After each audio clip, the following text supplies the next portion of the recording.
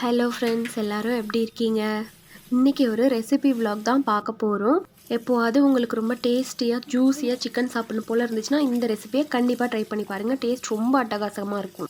Breast piece, phone piece ரெண்டுமே ரொம்ப taste நல்லாயிருக்கும். பட் எனக்கு போன் பீஸ் தான் பிடிக்குன்றதுனால என் ஹஸ்பண்ட் கடையில் அந்த மாதிரி கேட்டு வாங்கிட்டு வந்தாங்க.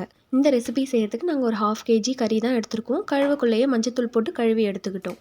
இது செய்கிறதுக்கு ஒரு மிக்ஸி ஜாரில் 3 பச்சை மிளகா, 3லேருந்து 4 கொத்து புதினா இலைங்க, அதுக்கப்புறம் கொஞ்சமாக கொத்தமல்லி தழையை சேர்த்துக்கோங்க. கொஞ்சம் கூட குறைச்சல் ஆனாலும் பரவாயில்ல, டேஸ்ட் ரொம்ப நல்லா தான் வரும்.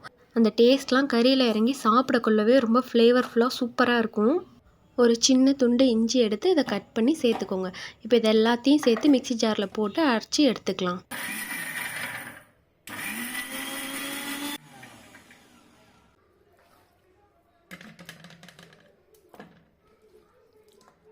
இப்போ நம்ம அரைச்ச பேஸ்ட் எடுத்து நம்ம 1/2 kg சிக்கன் எடுத்துருக்கோம் இல்லையா, அதில் நல்லா மிக்ஸ் பண்ணி எல்லா இடத்துலையும் படுற மாதிரி தடவி இப்போ அதை மேரினேஷனுக்கு விட்டுருவோம். ஒரு 1/2 அன் ஹவர் அதை அப்படியே விட்டுருவோம். நல்லா டேஸ்ட்லாம் ஏறி சாப்பிடக்குள்ளே டேஸ்ட்டாக இருக்கும்.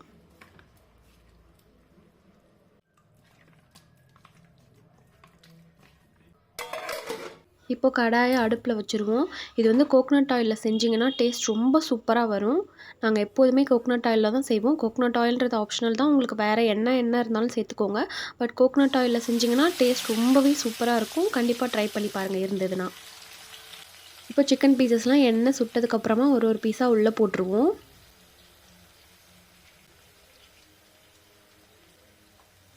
அதுக்கப்புறம் இதுக்கு வந்து ஒரு மூடி போட்டு கொஞ்ச நேரம் வேகட்டும். கொஞ்சம் மீடியம் ஃப்ளேம்லேயே வச்சு பக்கத்துலேயே இருந்து பார்த்துக்கோங்க.